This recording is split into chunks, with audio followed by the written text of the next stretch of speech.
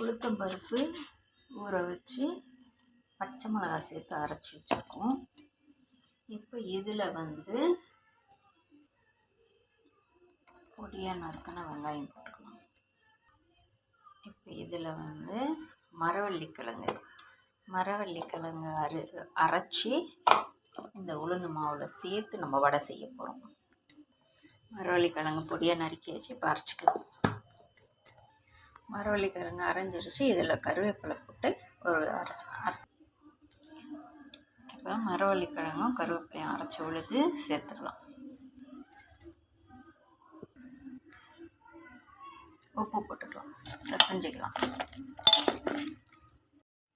உளுந்து போண்டா தயாராகிடுச்சு.